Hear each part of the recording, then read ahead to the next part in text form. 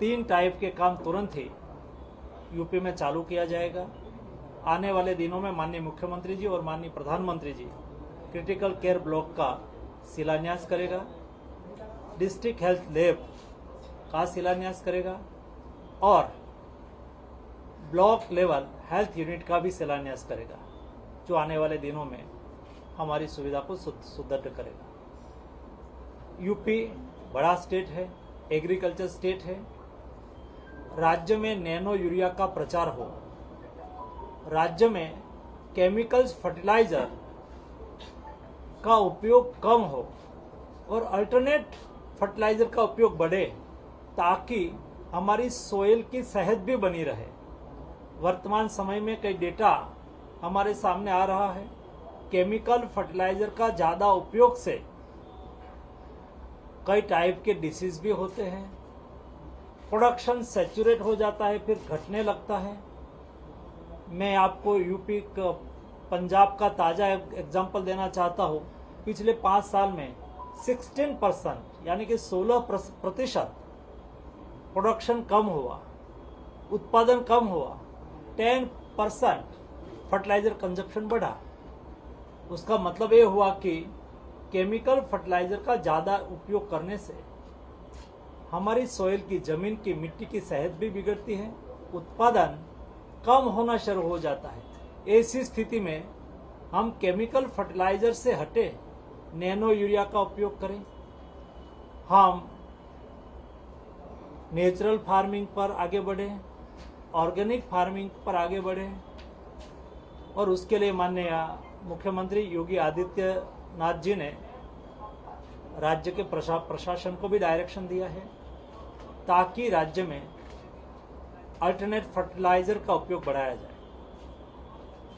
आज प्रेजेंटेशन में कई चीज़ें ऐसी मेरे ध्यान में आई जो यूपी गवर्नमेंट बेस्ट कर रही है। आपका हेल्थ मेला हर वीक में उत्तर प्रदेश में हर प्राइमरी हेल्थ सेंटर पर, यानी कि हेल्थ एंड वेलनेस सेंटर पर हेल्थ मेला लगता है और प्रति वीक में 2.5 से 3 लाख गरीब लोगों का इलाज हो जाता है। ये मॉडल हम देश में इम्प्लीमेंट करेंगे, ताकि सारे देश में भी ऐसा हेल्थ एंड वेलनेस सेंटर पर हेल्थ मेला लगाया जाए हर वीक में और लोगों को उससे ट्रीटमेंट दिया जाए। कई डिजिटल प्लेटफॉर्म यूपी गवर्नमेंट ने वैक्सीनेशन के लिए डिजिटल प्लेटफॉर्म बनाया है, बहुत अच्छा है, प्रेजेंटेशन में मेरे सामने आया। सभी हॉस्पिटल में जो ऑपरेशन थिएटर है उसका उपयोग कितना हो रहा है, कितना ऑपरेशन हो रहा है, डिजिटली इंफॉर्मेशन मिले, ऐसा एक डैशबोर्ड पोर्टल यूपी गवर्नमेंट ने तैयार किया है, बहुत अच्छा है। उसका भी हम यूनिवर्सल नेशनल लेवल पर इम्प्लीमेंटेशन करेंगे।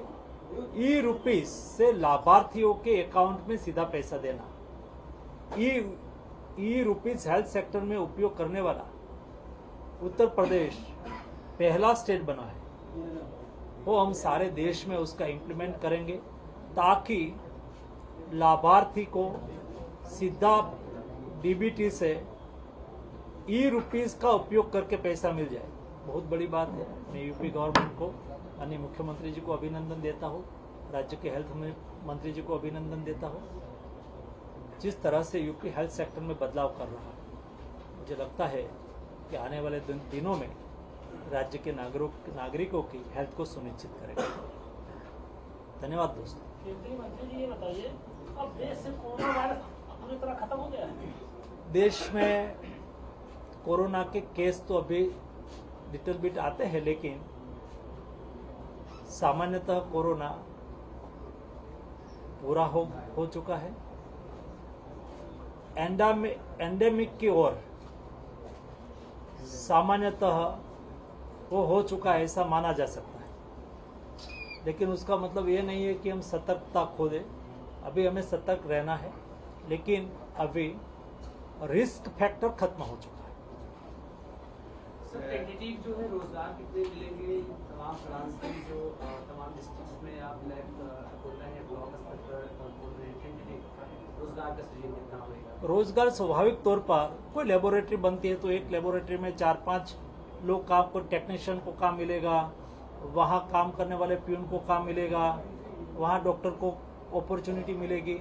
तो कोई व्यवस्था खड़ी होती है तो जॉब की अपॉर्चुनिटी स्वाभाविक तौर पर होती है, वैसे यहाँ भी जो लैब में रखे गए थे एम्प्लॉई साइंटिस्ट से लेकर के लैब टेक्नीशियन तक, क्योंकि कोविड खत्म हो गया, बीएसएल लैब में अब से उनको हटा दिया गया, क्या उनके समायोजन की भी कोई योजना होगी? उसके ऊपर जो टेम्पररी बेस पर मैन पावर को रखा गया था, वो मैन पावर सरकार को उपयोग है तो उसका उपयोग करते हैं। नेशनल हेल्थ मिशन में भी कई एम्प्लॉइज को रखा गया है, तो जो आवश्यकता है उसके अनुसार उसका उपयोग किया जाएगा। ये 150 टेस्ट जो मुफ्त की बात आप कर रहे हैं, तो अभी तक क्या ये मुफ्त नहीं मिल रहे थे? और ये मुफ्त मिलेंगे तो इसका क्या प्रारूप क्या होगा? क्या मतलब बड़े बड़े टेस्ट मुफ्त हो जाएंगे? अभी तो नहीं। यस कोई आज के दिन में हर राज्य में अपनी अपनी ओर से व्यवस्था और सुविधा है, लेकिन वो इंटीग्रेटेड सारे देश के लिए, मैं जो बता रहा हूँ नेशनल हेल्थ इंफ्रास्ट्रक्चर मिशन के तहत एक सर्वेलेंस सिस्टम क्रिएट करने की श्रृंखला का एक पार्ट है कि डिस्ट्रिक्ट में ब्लॉक लेवल पर, डिस्ट्रिक्ट लेवल पर, स्टेट लेवल पर, रीजनल लेवल पर और सेंट्रल लेवल पर लेब की एक श्रृंखला बने। ये श्रृंखला इसलिए महत्वपूर्ण है कि मेरा सवाल ये नहीं, मैं आपका सवाल का ही जवाब देता हूँ, उसका अच्छी तरह से आपको पूर्व भूमिका से कहूँ तो विषय अच्छी तरह से समझ में आएगा। तो कोई ब्लॉक लेवल पर कोई क्षेत्र में कोई डिसीज दिखने लगा, या तो ब्लॉक लेवल पर उसकी टेस्टिंग की फैसिलिटी नहीं है तो डिस्ट्रिक्ट लेवल पर आया, सरकार ने कोई टेस्ट कराना है, सरकारी हॉस्पिटल है, उसको लगे कि उसको टेस्टिंग के लिए मुझे डिस्ट्रिक्ट प्लेस पर भेजना है, जो ब्लॉक पर व्यवस्था नहीं है, तो वो सेंट्रल लेबोरेटरी में भेज देंगे। वहां कितने भी खर्च की कीमत का हो, वो गवर्नमेंट के थ्रू 150 टाइप के जो टेस्ट है वो वहां ही हो जाएगा।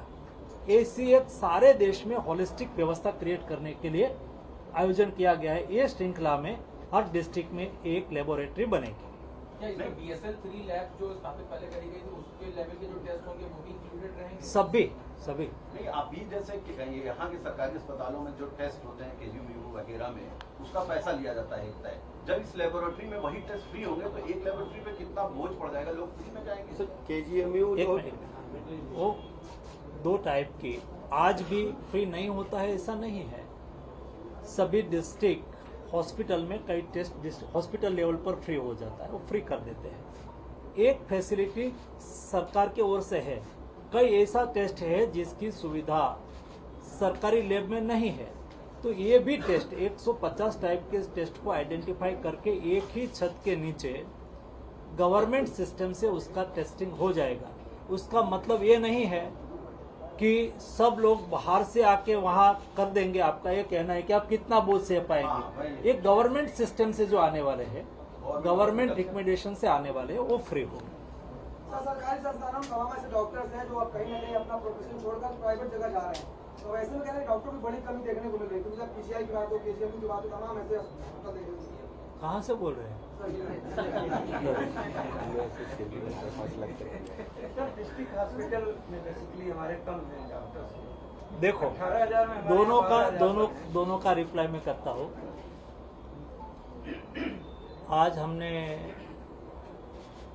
जो यूक्रेन क्राइसिस हुई तो हमें पता चला, सारी इन्फॉर्मेशन आई। पहले तो मेरे पास मेल आता था तो संज्ञान में हमें बचाओ, हम यूक्रेन में फंसे हुए, यूक्रेन में पढ़ने के लिए गए हैं, कोविड के दरमियान कई ऐसे मैसेज आते थे। तो हमने एक टोटल देखा कि सारी दुनिया में हमारे देश से कितने स्टूडेंट बाहर पढ़ने गए।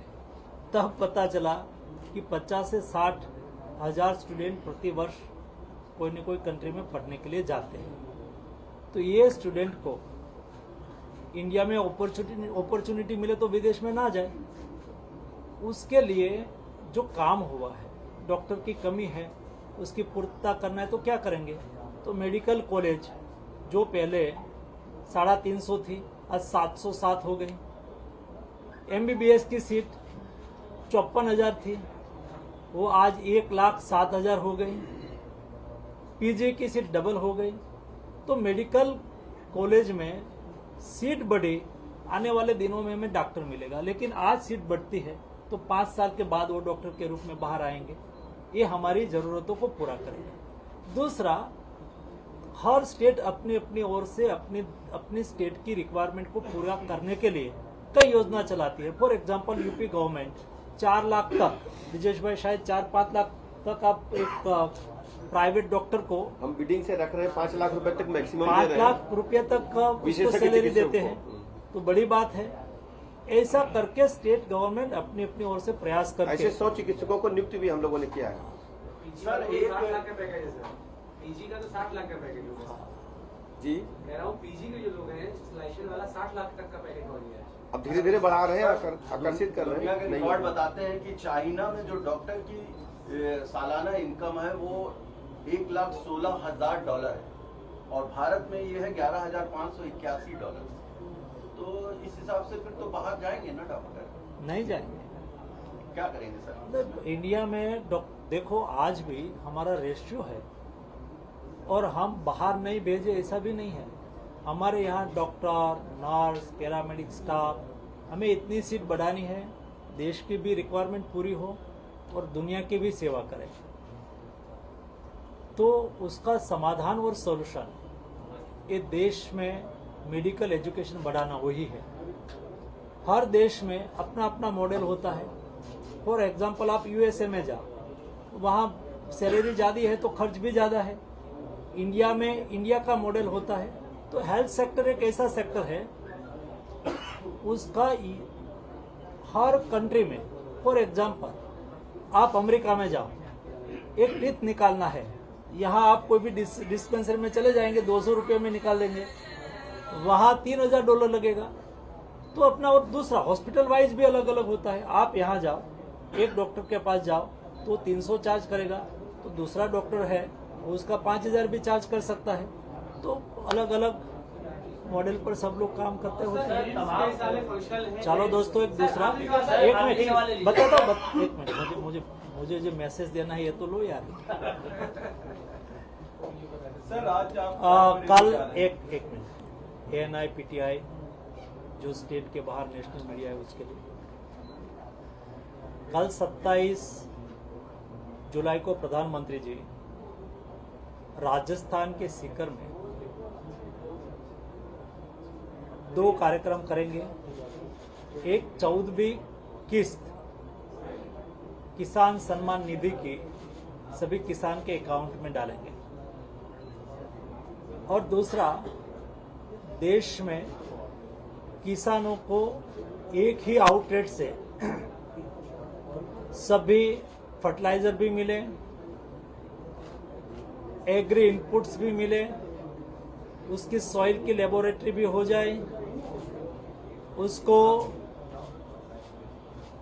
वहां से पेस्टिसाइड भी मिले, सभी टाइप की व्यवस्था किसान को एक ही स्थान पर मिल जाए। ऐसा 1,25,000 किसान समृद्धि केंद्र मोदी जी देश को समर्पित करेंगे, लोकार्पित करेंगे।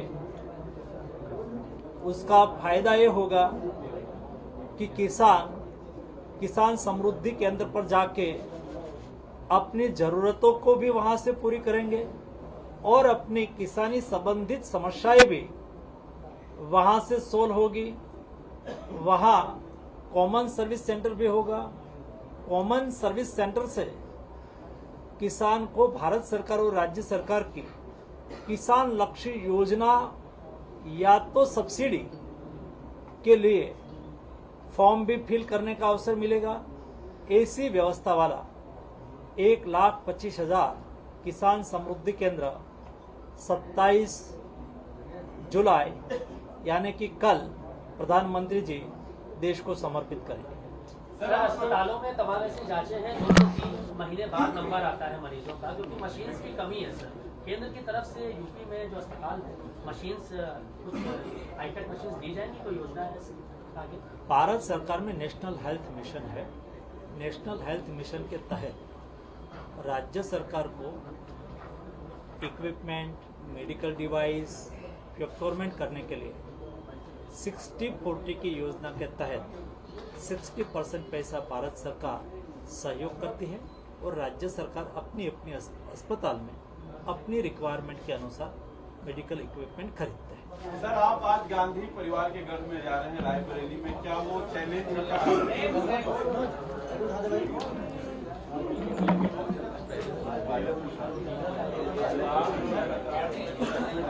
हम लोग भैया